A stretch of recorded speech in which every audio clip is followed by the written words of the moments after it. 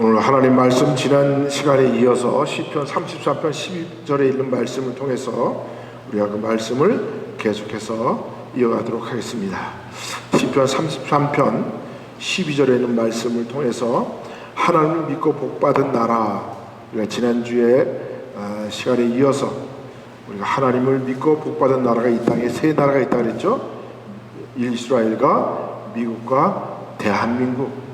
그것을 우리가 깨닫지 못하면 과연 우리의 믿음이 뭐냐 이거죠. 왜 우리를 대한민국 국민으로 삼으셔서 왜 우리를 믿게 하셨는지 그 분명한 뜻을 우리가 이 말씀을 깨달을 때 우리가 복음 들고 세상을 향해서 선포할 수가 있는 것이죠. 자, 말씀을 지난주에서 계속 읽도록 합니다.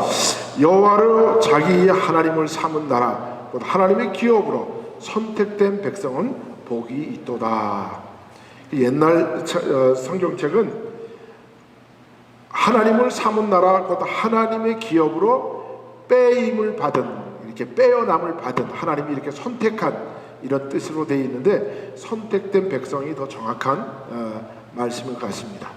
그래서 우리가 지난주까지 여호와로 자기 하나님을 사는 나라, 세 나라가 복받은 것을 우리가 보는데, 그렇다면 우리 대한민국은 이제 어떻게 해야 될 것인가? 대한민국 국민들은 누구며 우리의 아이덴티티는 뭔지, 또 신앙으로 우리가 어떻게 우리가 무장해야 될지에 대해서 앞으로 계속 말씀을 이어가도록 하겠습니다. 우리가 믿음에서 가장 중요한 것이, 어쩌면 우리가 믿는 사람들이 대대로 믿음을 이어오면 자기의 아이덴티티를 정확하게 깨닫지 못하고 그저 믿음 가운데 조상들이 내려주신 믿음으로 그냥 살아가는 사람들이 있어요. 그럼 이 사람들은 실제로 이렇게 보면 하나님과의 1대1의 대면을 좀 약한 것 같아요. 그런 면에서. 그래서 우리가 이거를 분명히 알아야 되는데, 야곱이 하나님 앞에 처음 하나님을 정말 내 하나님을 믿었던 때가 언제인가를 한번 다시 살펴보세요. 아브라함과 이삭과 야곱을 통해서 하나님께서 씨를 주셨는데 야곱과 그 에서를 주셨죠. 그런데 야곱은 정말 하나님을, 여호와를 내 하나님으로 믿은 것은 그가 홀로 되었을 때입니다. 언제냐? 장자권을 가지고 자기의 형 쌍둥이 형 에서와 다투고 팥죽 한 그릇으로 그 에서를 속여서 아버지 이삭에로부터 장자권의 모든 복을 그가 가로챘을 때 에서가 그 사실을 알고 야곱을 죽이려고 그랬죠. 그러니까 그의 어머니 리브가가 이러다 보면 큰 아들 작은 아들 다 죽게 생겼으니까 한 아들이라도 살려야 되겠다 싶어서 야곱을 그의 오라버니는, 그러니까 야곱의 외삼촌인 라반의 집으로 그를 피신시키죠. 그럴 때 야곱이 이제 부모의 품을 떠나서 야곱이 거기로부터 자기가 살았던 그 바단 아란으로부터 350km가 떨어져 있는 곳으로 자기의 외삼촌이 있는 곳으로 그가 발길을 옮길 때, 그가 첫날 집에 부모의 품을 떠나 첫날 밤을 지날 때 그 땅이 어디였느냐? 바로 루스 땅이라는. 그래서 그가 그 루스 땅에서 첫날 밤을 보내면서 그곳에서 돌베개단을 취해서 돌베개를 하고 그가 누웠을 때 그에게 하나님이 천사를 보내서 환상을 보여주시죠. 하늘문이 확 열리고 하늘로부터 사닥다리가 내려오고 거기부터 천사들이 오르락내리락 하는 것을 보고 야곱이 그때 비로소 하나님이 지금까지 나와 함께 하셨다는 사실을 그의 인생에서 처음 깨달았을 때가 그 루스 땅에서의 사건이죠. 그리고 그가 그 환상을 보고 나서 하나님 앞에 처음으로 고백한 고백이 하나님이 지금까지 나와 함께 하셨군요 라고 그 고백을 하나님 앞에 드립니다. 그리고 그 하나님이 지금까지 나를 인도하셨는데 그가 부모의 품에 잠겨 있을 때 그가 어머니의 치맛자락에 있을 때는 하나님을 그 아버지가 제사를 드려도 그 하나님은 내 하나님이 아니라 우리 부모의 하나님, 우리 조상의 하나님으로 그가 지금까지 하나님과의 관계를 맺었다는 거죠. 오늘날도 마찬가지입니다. 오늘날 우리가 현대 교인들, 많은 교인들이 정말 하나님을 1대1로 이렇게 만난 계기들이 많지가 않아요. 그래서 물어보면 나는 목사의 자식이니까, 우리는 장로의 집안이니까, 우리 어머니가 권사니까, 우리 집안이 5대째 믿는 집안이니까, 우리 가족 중에 가장 많은 목사들이 많이 나왔으니까, so what?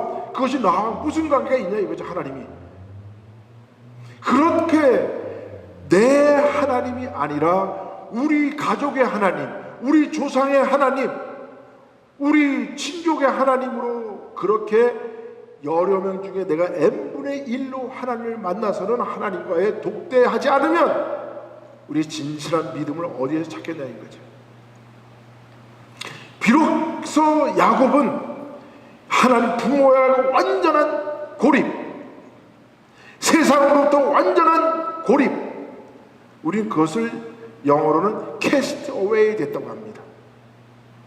세상으로부터 완전한 고립, 내 혼자 정말 아라비아 사막에 홀로 서 있을 때, 망망대해에 무인도에 혼자 난파돼서 떠나 있을 때, 이런 모습으로 하나님을 만날 때 진정으로 하나님과 1대1의 관계를 맺을 수 있지 않겠습니까? 그럼 우리가 오늘날 기도원을 간다, 오늘 내가 하나님 앞에 소원 기도를 한다 할 때는 우리가 이런 모습으로 하나님 앞에 서야 됩니다. 세상의 모든 것으로부터 단절되고 오로지 하나님과의 끈이 연결되어 있는 그런 상태. 우리가 캐톨릭에서는 그거를 피정이라고 이야기해요. 피정 간다 그러죠. 그 피정 간다는 말이 오늘날 우리가 개신교에서는 기도원에 간다라고 말을 하지만, 그 피정이라는 건 뭐냐, 모든 세상과의 관계를 끊고 내가 저 사막 한 군데 가서 하나님과 1대1로 하나님을 만나고 오겠다, 이것이 바로 피정의 의미예요. 근데 오늘 개신교 중에서 정말 이렇게 하나님을 만나서 나와 하나님과 1대1의 관계를 맺은, 정말 그래서 하나님의 분이엘의 하나님의 얼굴을 본 신앙을 우리가 가져야 한다는. 그래서 제일 중요한 것은 나는 하나님과 1대1의 인격적 관계를 맺었는가? 누구와? 하나님과. 중요합니다.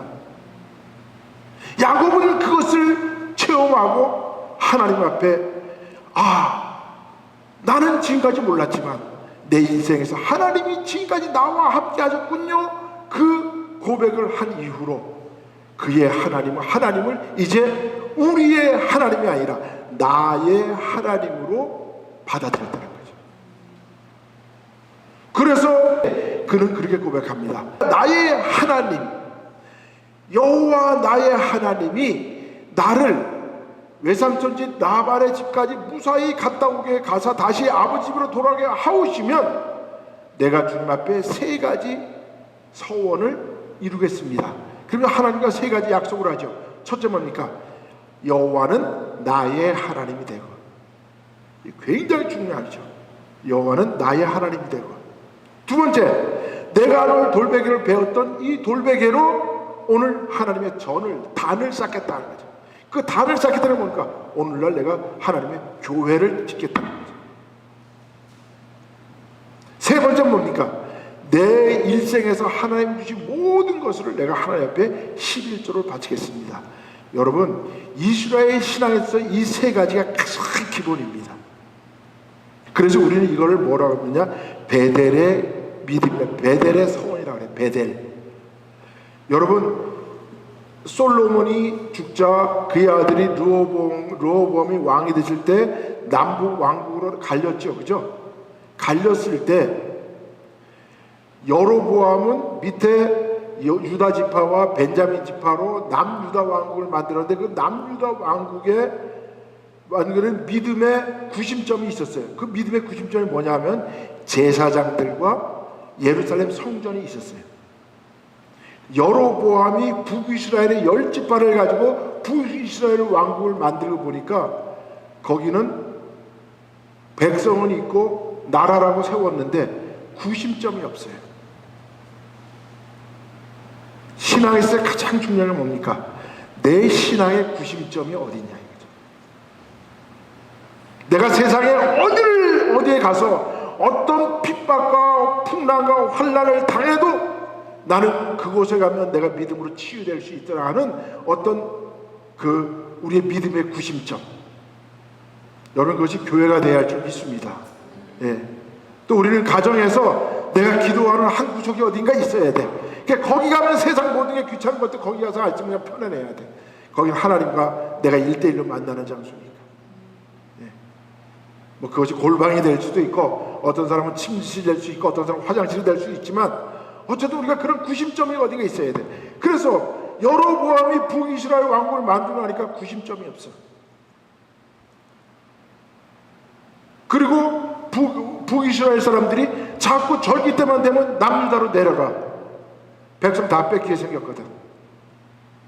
그때 여로보암이 생각하는 게 베델의 서원이에요. 야곱이 나중에 야복강가에서 하나님 앞에 이스라엘이라는 이름을 받았잖아요. 그죠? 근데 이스라엘이라는 이름을 받았는데 하나님이 그때부터 이제 야곱을 이스라엘을 불러야 되잖아. 근데 야곱을 이스라엘로 안 불러요. 계속해서 야곱아. 내 이름은 야곱. 더 강조하셔. 오히려 야곱을. 내 이름은 야곱이다마는 야곱아 이래요. 그래서 진짜 야곱이 야복강가에서 이스라엘의 이름을 받았는데 그가 그 다음날 에서와 화해하고 그가 어디로 가느냐? 분명히 하나님 앞에 서원을 했잖아요. 뭐를 생각했어요? 하나님은 나의 여호와가 되시고, 두 번째 뭐라고요? 내가 돌베개 때 배웠던 이 돌베개가 오늘 내가 거기다 뭐를 쌓는다고? 전을 짓겠다 그랬죠. 전을. 단을 쌓겠다 그랬잖아요. 그리고 10의 1조 하나님 앞에 들이다기를 했잖아요. 근데 한 가지 안 한 게 있죠. 뭐예요? 어디로 가야 돼요? 베델로 돌아가야지. 루스 땅으로 돌아가야죠. 야곱이 안 갔어요. 뭐 어디 가세요? 아세요? 에서를 만나고 너무 좋아. 이제 세상 모든 문제 다 해결됐어. 그가 가족을 데리고 숫곳으로 가죠. 숫곳으로. 그랬더니 하나님이 어떻게 했습니까? 여러분, 성경을 읽을 때 왜 디나가 그런 참상을 달려야 되느냐? 하나님이 하신 거예요. 하나님이 야곱의 엉덩이를 차신 거야. 왜? 야곱이 안 움직이니까. 야곱이 그의 자손들을 다 데리고 숫곳에 가가지고 그것이 여기가 내 땅이오니 하고 거기서 안주해버렸어요. 그리고 거기서 단을 쌓고 이것이 하나님이 나와 함께 하셨던 것이고 거기서 제사를 드리고 거기서 그냥 펍으로 앉아버렸어요. 안주해버렸어요. 이거 가만 놔두면 야곱이 거기에 있다 보면 다른 민족들하고 섞여가지고 큰일 날 것 같다. 그랬더니 하나님이 그 이방인들을 보내서 어떻게 했어요? 하멜 자손들을 보내가지고 디나를 겁탈하는 사건을 일으키신 거야. 성경에 정확하게 나왔어요. 그게 야곱이 그 디나 사건을 통해서 그 12명의 자손 아들들이 다 죽게 생겼으니까 이제 어떻게 해야 돼? 천성 도망가야지. 그때 야곱이 펄떡 생각해.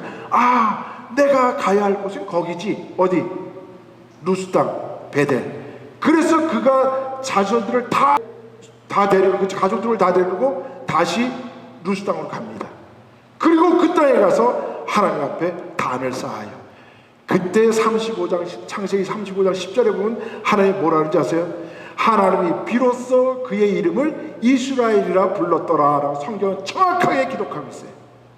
그게 뭡니까? 내가 오늘날 하나님과 서원을 했다면, 서원의 기도를 했다면, 하나님과 뭔가 약속을 했다면 하나님이 우리에게 주신 약속을 이루어 주신 것처럼 우리도 반드시 그 약속을 이루어야 줄 믿습니다. 그만큼 하나님은 우리 하나님과의 약속을 중요시 여긴다는 거예요. 네. 그래서 중요한 것은 뭐냐? 우리 신앙에 있어서 하나님은 여호와는 나의 하나님이 되시고, 그리고 나는 하나님의 전을 중요시 여기는 삶을 살아야 돼. 그러니까 믿음의 신앙의 구심점이 어디가 돼야 된다? 베델이 돼야 돼. 그 베델이 어디냐? 오늘날 교회예요. 그리고 내 삶 속에서 하나님 앞에 11조 생활하는 거예요. 그 세 가지만 하면 돼. 하나님과 인격적인 1대1의 관계, 그거 맺으면 모든 거 다 해결돼. 내가 옛날에 깡패로 살았던, 내가 옛날에 뭐 지저분한 삶을 살았던, 하나님이 인정해주면 끝이야. 그러면 다시 예수님의 온유하고 겸손한 모습으로 바뀌어요. 그리고 교회 중심으로 사는 거예요. 예배 중심의 삶을 사는 거예요. 세 번째 뭡니까? 하나님 11조 내가 주신 것 하나님 앞에 감사함으로 바치는 거야. 그거 왜 못해요? 여로보암이 이거를 못했기, 이게 없어서, 그래서 남쪽에는 남유다 왕국에는 예루살렘 성전이 있었는데 우리는 그것도 어떻게 할 것이냐. 그래서 여로보암이 베델을 여기다가 막 세워. 베델이라고. 저 단지파가 있던 거기 꼭대기에도 세우고 맨 밑에도 세우고. 그런데 제사장이 없었어. 제사장 레위 지파가 다 예루살렘 성전으로 내려가게 될 제사장이, 그래서 제사장을 함부로 세웠다가 망한 나라가 북이스라엘 왕국이에요. 여러분, 목회자들을 맘대로 세우고 목회자들이 제대로 신학 안 하고 막 그냥 하나님 말씀을 자의적으로 해석하는 나라는 망하게 돼 있어요. 믿음도 마찬가지예요. 믿음의 가장 중요한 기본은 뭐다? 이 세 가지예요. 이 세 가지면 끝나. 그렇죠? 예. 하나님과의 1대1의 관계는 목사님도, 우리 부모도, 내 남편도, 내 아내도 다 소용없어요. 나하고 하나님의 1대1의 관계야. 거기로부터 그렇게 맺으면 하나님의 인격적인 만남을 맺게 돼요. 하나님의 인격적 만남. 여러분, 사람이 인격적인 만남이 얼마나 중요합니까? 내가 만약에 우리 와이프를 무슨 나 밥이나 해주고 그냥 집에서 내 뒤치다거리나 해주고, 그런 내가 어떤 이용의 목적으로 만난 거는 뭐야? 그게 인격적 만남이에요? 아니죠. 내가 친구를 사귀는데 저 친구가 돈이 많아 보여, 저 친구 돈 어떻게든 좀 끌어가지고 좀 살아볼까 하면 뭐예요? 일단 사람을 이용하는 관계로 맺으면 안 되는 거예요. 인격적 관계는 뭡니까? 진정한 사랑으로 맺어지는 거예요. 예. 예수 그리스도의 사랑으로 마음과 마음을 터놓고 마음이 하나 되고, 예. 내가 어떤 이야기를 해도 그 사람이 나를 이해해주고 그 사람이 어떤 이야기를 해도 나를 이해해주는, 그게 바로 하나님의 관계 안에 1대1의 관계. 그거 맺으면 그 다음부터는 믿음 생활 쉬워져요. 예. 뭐가 어려워요? 여러분, 그렇습니다. 자, 그래서 오늘 하나님이 개인과의 관계도 맺으시지만 국가적인 관계도 맺으신다. 즉 국가를 하나님이 굉장히 중요시 여겨요. 그래서 사도 바울도 뭐라 그랬어요? 위정자들을 위해서 어떻게 하라고? 기도하라 그랬어요. 왜? 하나님이 그 위정자들이 뭐 잘나고 몰라 그거 떠나지 않아요. 국가가 없으면 이 세상은 무너져요. 여러분, 공산주의에서 가장 나쁜 공산주의자 중에서 하나가 어떤 부류인지 아세요? 아나키스트. 아나키스트를 주는 어떤 문제? 아나키즘이라는 것은 무국가주의자라는 뜻이에요. 이 세상에 국가가 왜 필요하냐? 그래서 아나키스트 중에서 소련을 종주로 해가지고 소련이 이 세상을 전부 다, 공산주의가 이 세상을 전부 다 다스린다. 이게 아나키즘이에요. 아나키즘. 그건 뭡니까? 세상 사람들을 전부 다 이념으로 하나 되게 만드는 거예요. 그렇게 나온 것들이 뭐 여러 문제들이 있잖아요. 뭐 WCC 같은 거 뭐 이래가지고 뭐 종교를 전부 다 하나로 묶자고 이런 운동들이 있잖아요. 이게 뭔지 아세요? 국가 없애자는 거예요. 우리가 한때 왜 유럽을 하나로 통합하자 할 때 막 반대했던 이유가 바로 그 기독교계에서 막 반대했던 이유가 바로 그거잖아요. 예. 그런데 이 공산주의의 그 사탄이 가장 중요시 여기는 게 국가를 없애는, 국경을 없애면 자기 맘대로 할 수 있죠. 그렇기 때문에 그 사탄의 괴계를 알기 때문에 하나님은 이스라엘이라는 국가를 만들어 주신 거예요. 미국이라는 국가를 만들어 주신 거예요. 대한민국 국가를 만들어 주신 거예요. 이 국가가 있음으로 해서 국가는 국민을 보호하고, 국민은 그 국가가 나를 보호해 주니까 거기다 세금도 내고 거기다가 의무도 활동을 하는 거예요. 이걸 우리는 계약 관계, 계약 백성이라 그래. 계약 백성. 하나님이 우리와 계약 백성이 되지 국가와 국민과의 관계도 백성은 국가에 속한 노예지만 국민은 국가와 계약 관계예요. 그래서 내가 그 국가가 나의 자유와 나의 그 행복권과 내 생명을 지켜주지 못하면 나는 그 국가를 버릴 수 있는 권리가 있어요. 이민 가면 되잖아요. 그만큼 하나님이 국가를 중요시 여기는 거예요. 그 국가가 있어야 나라들이 각각의 믿음을 지켜나가잖아요. 만약 우리가 국가가 없어진다고 한번 생각해 보세요. 우리 믿음을 어떻게 지키겠어요? 우리보다 더 센 놈이 와가지고 이슬람이 전 세계를 지배한다 그러면 우리는 결국 뭐로 돼야 돼요? 이슬람화 되는 거죠. 예.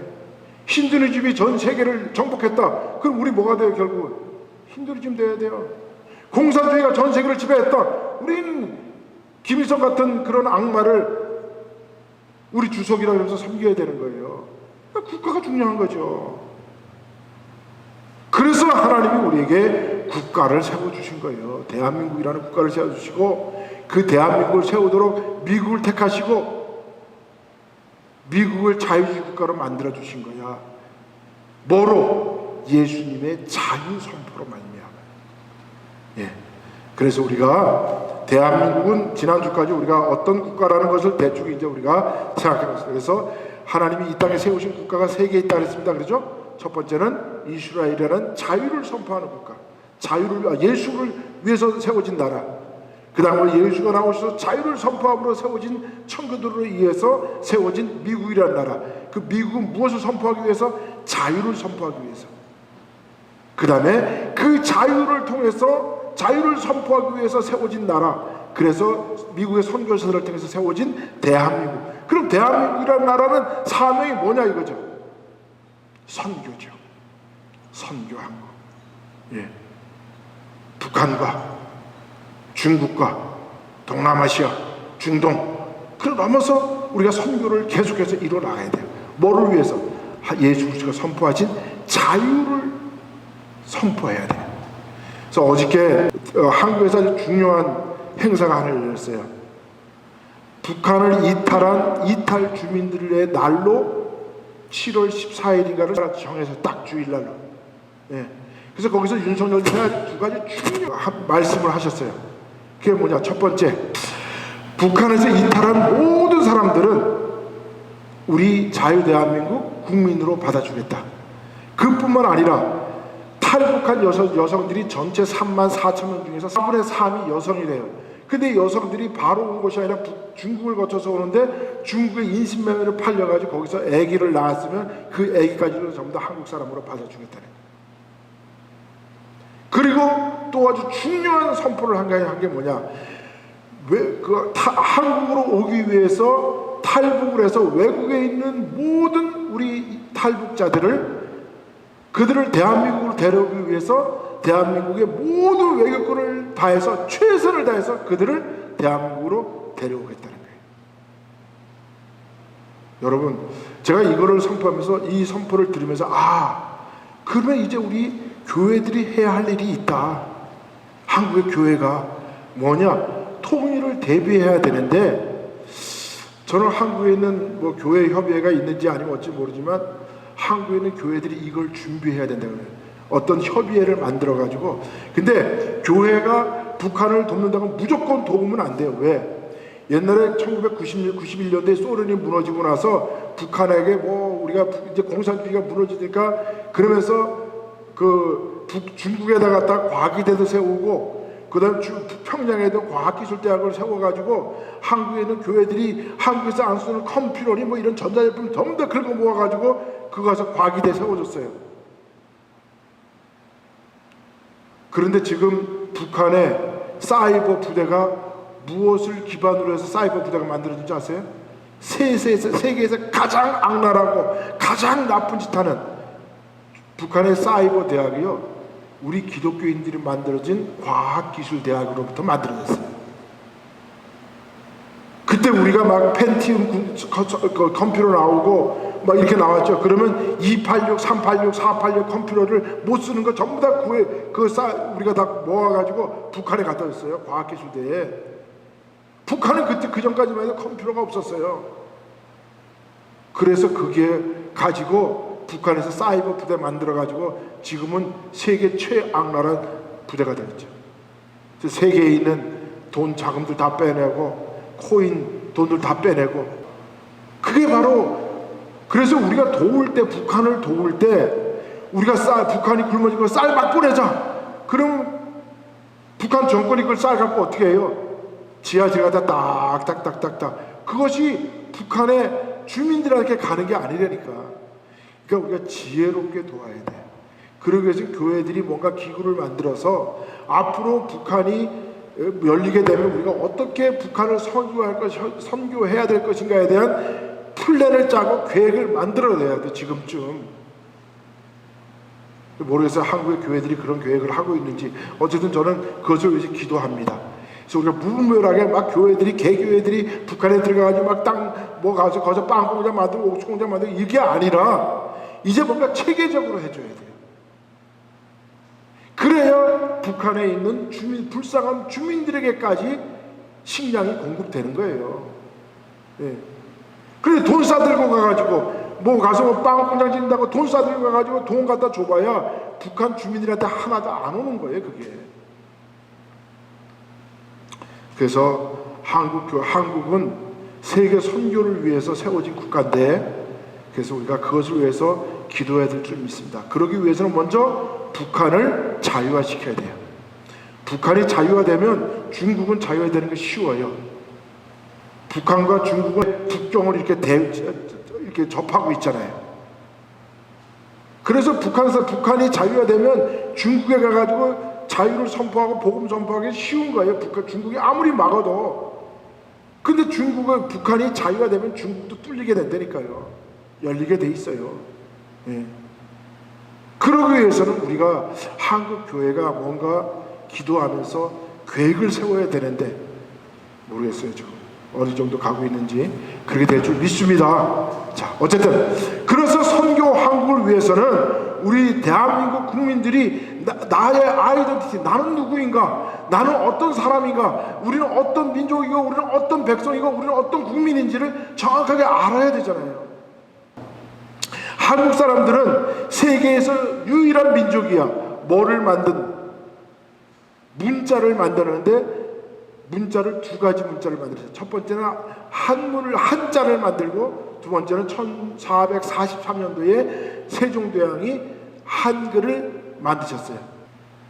한글을 만든 거지 한국말을 만든 게 아니에요. 한국말은 옛날에 우리 조상으로부터 가지고 있던 그 말들을 한문으로 쓰다가 그 한문이 너무 어려우니까 이거를 갖다가 이두로 바꿔서 설총 때, 설총이라는 스님이 옛날에 신라에 있었는데, 그 스님이 그 한문으로 쓰여있던 말들을 우리가 이두로 바꿔서 한국말을 다 써요. 그때 바뀌어진 말들이 이런 말들이 있습니다. 여러분, 한국에 목이라는 말 있죠. 목이라는 말이 있어. 그 목이 뭐예요? 목이 몇 개 있어 우리 지금 몸에?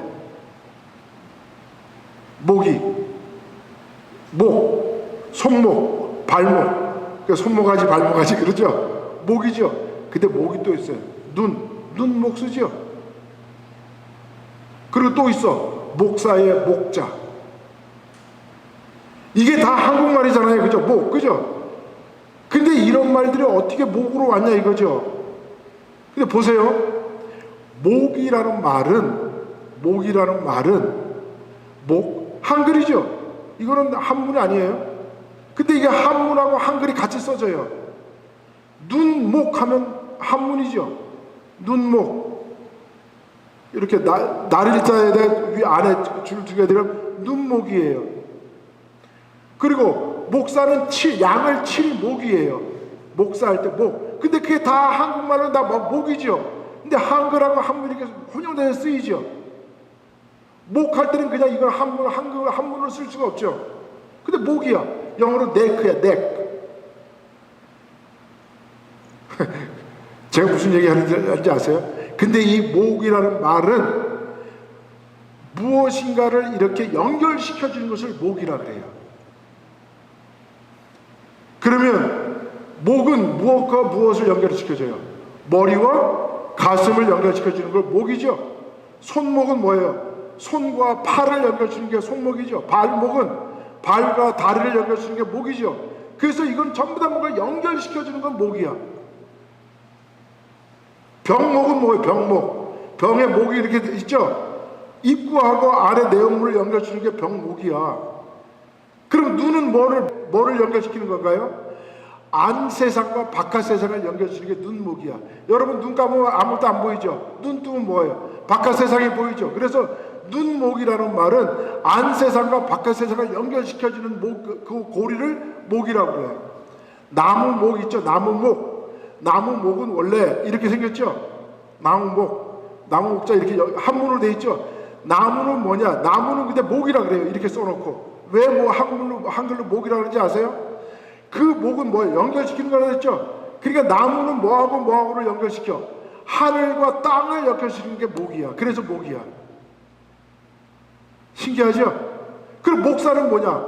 칠목은 목사는 하나님과 백성을 연결시키는 게 목사야. 그래서 목이야. 한글은 다 이렇게. 그래서 제가 글은 여러분들에게 제가 가르칠 수 있습니다. 한국말은 우리 조상부터 대대로 내려온 말이에요. 세종대왕이 한국말을 만든 게 아니야. 뭐를 만들었어요? 한글. 말은 우리 조상 대대로 내려왔잖아요. 조상 대대로. 그래서 목이라는 말은 한문과 한글이 한글이 섞여 있는데, 그런데 그 목이라는 건 전부 다 뭐예요? 무언가 무엇을 연결시켜주는 거예요. 무언가 무엇을. 근데 영어에 보면 전부 다 넥이라는 것도 전부 다 연결시켜주죠. 넥. 그레인 넥. 그럼 뭔지 아세요? 롱아일랜드와 퀸즈를 연결시키는 큰 목이에요. 그레인 넥. 리틀 넥 뭐예요? 작은 땅을 연결시키는 넥. 미국도 다 이래서 우리는 다 하나님으로부터 왔다는 거예요. 비슷한 뜻을 가지고 있어요. 인간의 보편성이에요. 보편성. 그 인간의 보편성은 무엇 때문에? 우리는 다 아담과 하와로부터 창조됐기 때문에 인간의 생각은 보편성을 갖고 있는 거예요. 그런 식으로 여러분들 제가 한글을 풀어주면 아마 매일 해도 돼. 한글이 다 그렇게 나와. 그래서 한글에 우리가 쓰고 있는, 실제로 쓰고 있는 60%는 나도 모르는 사이에 한문을 그냥 쓰고 있어요. 우리가 목사님 그러잖아요. 그럼 목사님도 뭐야? 님자 빼놓고 목사는 뭐야? 한문이잖아요. 양을 치는 사람, 스승이라는 뜻이잖아요. 그런데 그 목은 뭐예요? 연결시켜주는 사람이야. 그렇게 되면 목사가 무엇이라는 목사의 아이덴티티가 정확히 나오죠. 목사는 뭐예요? 하나님과 백성을 연결시켜주는 거예요. 눈목은 뭐다? 바깥 세상과 안의 세상을 연결시켜주는 거예요. 나무목은 뭐다? 하늘과 땅을 연결시켜주는 거예요. 이렇게 한글은 옛날부터 우리 조상들이 만들어 놓은 말이에요. 시대와 그 상황에 따라서. 그러니까 한글을 공부해보면 공부할수록 재밌어. 왜 이 말이 나왔는지. 네. 어쨌든 우리 한민족은, 동이족들은 뭔가 글씨를 쓴 걸 가지고 기록해놓은 걸 좋아하는 사람들이야. 그래서 오히려 글자를 숭상하는 사람 민족이에요. 세상에서 글자를 숭상하는 나라는 대한민국 사람밖에 없어요. 여러분 영어는 어디로부터 나왔냐면 저 페니키아라는 나라로부터 나왔는데, 페니키아는 어디냐면 지중해의 그 이스라엘의 이쪽에 그 지중해 이스라엘의 서안을 갖다가 우리가 지중해라고 그러잖아요. 지중해, 그지? 서쪽. 예, 그 지중해 서안 쪽에 있는 옛날에 그 해상 민족을 갖다가 페니키아 민족이라고 했어요. 그 사람들이 처음부터 영어 알파벳을 썼어요. 근데 수메르 문화에서 보면 유럽 사람들이 어디로부터 왔느냐면 그 수메르 문화로부터 왔어. 그런데 그 페니키아라는 그 나라에 옛날에 그 그리스 신화에 나오는데, 그 페니키아에 예쁜 공주가 하나 있었어. 그 공주 이름이 아에로페야, 아에로페. 근데 제우스 신이 하늘에서 이건 제가 성경에 있는 얘기 아니야. 그리스 신화에 나오는 거야. 왜 유럽이라는 나라가 만들어졌는지를 제가 말씀드리는 거예요. 하늘에서 이렇게 보니까 그 땅에 보니까 그 아에로페라는 공주가 너무 예쁜 공주가 거기서 맨날 수영을 하고 놀아. 저거 내가 내 와이프 삼아야지. 그래가지고는 그 아에로페 공주를 자기 와이프 삼으려고 황소로 이렇게 변해요. 황소로 변해가지고 그 아에로페 공주를 가서 꼬셔가지고 자기 등에 태워서 지금 저쪽으로 말하는 이탈리 그쪽에 크레테 섬이라는 데로 가. 크레테 섬, 우리 성경에 나오는 섬이죠. 그 섬으로 가서 그 아에로페를 거기다 갖다가 감금을 시켜놔요. 그런데 그 아에로페의 영어 이름이 바로 그거를 풀어보면 유럽이야. 아에로페가 유럽으로부터 나온 거예요. 그래서 유럽의 뿌리는 페니키아 이쪽 수메르 문명이라는 것을 우리가 알 수가 있어요. 예. 그런 식으로 세상의 말들은 다 만들어지는데 이 영어는 그 페니키아의 알파벳으로부터 지금 오늘날 우리가 쓰는 영어가 만들어진 거예요. 예. 한국말은 옛날에 우리 동이족들이 쓰던 그 각골 문자로부터 우리가 쓰는 문자들이 나왔고, 한국 사람들은 그 문자를 통해서 말을 만들어내서 사용하다가 비로소 한문을 가지고 그 소통을 하기가 너무 힘드니까 백성들이 글자를 못 읽어. 그러니까 세종대왕이 우리 백성들에게 한문보다 더 쉬운 글자를 만들어줘야겠다. 그래서 나라 말싸미 중국에 달아 서로 사맞디 아니할세, 서로 맞지 않을 때 내가 이를 불쌍히 여겨 백성들에게 내가 글자를 만들오니, 그래서 한글을 만들어 줬다는 거예요. 그 용비어천가에 나오는 말씀이잖아요. 훈민정음에. 네. 자, 그렇게 해서 우리가 한글이라는 것이 나왔는데, 이 한글은 얼마나 쉬운 거냐 하면, 외국 선교사들이 허머 헐버트 같은 경우에는 한글을 와가지고 일주일 만에 터득했대요. 나는 솔직히 제가 한국어 선생으로서 한국을 가르쳐 본 사람이야. 그런데 반나절에 한국 깨우치는 사람 봤어요. 근데 어떻게 가르치느냐? 쉽게 가르쳐 주면 돼. 영어로 A, B, C, D, E, F, G, H, I, J, K, L, M, H, 그 애들 유치원 때 배우는 거 있잖아요. 요걸 한국말로 가르쳐 봐요. 가나다라 마바사 아자 차카 타파하. 우리들은 즐거운 한국어를 배워요. 가나다라 마바사 아자 타파. 이렇게 해주면요, 그럼 그거를 A, B, C로 해가지고 기억하고 아 만나면 가야 수학으로 풀어줘. 기억 플러스 아 하면 가, 기억 플러스 야 하면 야, 갸, 이런 식으로 하니까 그 뜻은 모르는데 글자는 다 읽더라고. 반나절에. 제가 외국 사람 봤어요. 그렇게 제가 옛날 남미에서 누구 가르쳤는데 그 정도로 한국을 쉽게 가르치기 쉬워요. 근데 그 뜻 알기가 힘들지 글자는 굉장히 쉽게 알 수가 있어요. 그래서 이 세종대왕이 이 백성을 불쌍히 여겨 그들에게 글자를 가르치기 위해서 한글을 맹글었나니 라고 이렇게 훈민정음에 적혀 있는 거예요. 네. 이렇듯이 우리 대한민국 백성은 문자를 숭상하는 민족이기 때문에 우리가 1377년에 세계 최초로 금속 활자를 만들었어요. 직지신경 요조이라 해가지고, 그래서 8만 대장경을 가지고 만들어가지고 지금도 해인사에 갖다 그걸 찍은 걸 다 갖다 보관하고 있죠. 유럽의 구베르텐보다 100년이 빨라요. 네. 그리고 전 세계 어떤 왕조도 그 왕조 실록을 500년을 전부 다 기록한 나라는 대한민국밖에 없어요. 그 정도로 기록하기를 좋아해. 중국이 하도 이 한문이 이제 만들기 어려우니까 중국에서 야, 우리가 한자 너무 어렵다. 왜냐하면 옛날에 상형 문자를 만들어가지고 갑골 문자 몇 개를 알면 그냥 했을 때는 그냥 그거 보고 무슨 뜻인지 알았는데, 이제 자꾸 거기에 의미를 집어넣고 그래서 새롭게 만들어지는 글자가 만들어지니까 이거를 국민들이 이거를 알 수가 없어. 그래가지고 중국이 우리나라가 조선 말에 위안스키라는 청나라 지금 말하면 뭐냐 하면 총독이 왔었어요. 그래서 그 사람이 우리나라를 다스렸어. 예. 그 사람이 12년을 한국에 조선에 머물면서 사람들이 한글을 백성인데도 다 읽고 써. 그래가지고 이 위안시키가 중국으로 돌아가가지고 이 사람이 중화민국의 초대 총통이 돼요.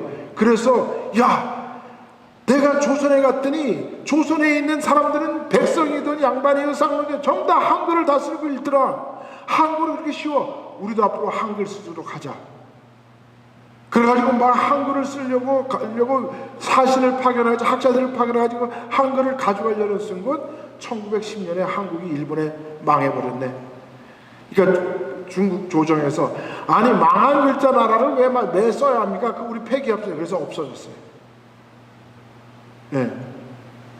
그 다음에 또 중국이 중국의 유사치오라는 옛날에 제가 문화혁명 할 때 중국의 대약진 운동할 때 모택동이가 그때 잘못해가지고 실권을 해가지고 등소평이하고 유사치오가 정권을 잡았다 그랬잖아요. 그죠? 그때 유사치오가 한글의 유수성을 아는 거예요. 우수성을. 그래서 유사치오가 만약에 그때 숙청 안 따르고 모택동이가 안 되고 유사치오가 등소평이 끝까지 중국에 했으면 중국이 한국말이 중국말이 됐을 거죠. 그 정도로 한국말을 중국 사람들이 연구를 해가지고 자기네 한문이 너무 어려우니까 한글을 갖다가 중국말로 만들려고 노력을 했죠. 이 정도로 한국말이 한글이 우수한 사람. 그리고 호모 헐버트 선교사는 이 한글을 보고서 그 사람도 이틀인가 3일 만에 한글을 깨었거든요. 그러고 나서 이분이 한글이 이렇게 쉬운 건지 몰랐어. 그러고서 사민필지라는 책을 써가지고 한글 복음을 전 세계에 한글을 알리기 시작했어요. 그리고 한글이 최초에 이제 선교사들이 들어와가지고 한글을 배우니까 너무 쉬워. 그래가지고 그 한글을 갖다가 번역을 하기 시작하거든요. 성서 번역 협회를 만들어가지고 그래가지고 교회들이 한글을 가르치기 시작해가지고 한국은 일제시대 때도 교회에서만큼은 한글을 가르쳤어요. 그리고 1910년도에 일본이 데라우치라는 총독이 있었는데 그 교회가 또 이토 히로부미를 죽이는 것처럼 또 이등반문을 죽이는 것처럼 데라우치를 죽인다라는 가짜 거짓 사건을 만들어가지고 백오인 사건을 만들어가지고 그때부터 한국 교회를 핍박하기 시작했어요. 그때 이승만 대통령이 다시 미국으로 돌아와요. 그래서 그때 무슨 책을 썼냐 하면 한국 교회의 핍박이라는 책을 썼어요. 한국 교회의 핍박. 그래서 이 교회를 일본이 한국 교회를 핍박한다고 해가지고 그걸 전 세계에 뿌리니까 유럽이라는 나라와 미국이라는 나라는 기독교를 기본으로 하고 있었잖아요. 그때만 해도. 그러니까 일본 왜 너네는 교회를 핍박하냐? 식민지 하는 건 좋지만 교회를 핍박하면 안 돼. 라고 일본을 억압을 했어요. 그러니까 일본이 우리나라 창씨 개명시키고 그 다음에 학교에서는 전부 다 일본어를 가르치게 했는데 교회에서만큼은 한국어 쓰는 거를 폐지를 못했어요. 왜? 그거 했다가 또 유럽이나 미국에서 또 난리가 나니까. 다 이승만 대통령 덕분이에요. 그래서 한글이 보급되는데 창구 역할을 한 데가 바로 교회예요. 성경 공부도 한국말로 해, 설교도 한글로 해, 학교 가면 전부 다 일본어로 다 해. 그런데 한국 사람들이 안 잊어버리게 하는데 가장 중요한 역할을 한 게 36년 동안 교회가 그 역할을 한 거예요. 그러니까 우리가 지금 쓰는 이 한글이라는 것이 그냥 우리까지 오는 게 그냥 아무 의미 없이 온 게 아니에요. 다 이런 역경들을 겪으면서 또 그 당시에 하나님이 세웠던 그런 사람들을 통해서 일을 함으로 우리가 지금 이 한글을 쉽게 배우고 그걸 통해서 오늘날 전 세계에 한류에 이 한글도 들어가 있다는 거죠. 그래서 우리가 이 한류를 통해서 선교를 어떻게 해야 할 것인가를 앞으로 우리가 논의를 해야 돼요.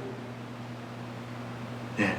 한국교회가 살려면, 한국교회가 하나님으로부터 부르심을 받은 그 부르심에 응답하려면 이 일을 감당해야 될 줄 믿습니다. 기도합시다. 하나님 감사합니다.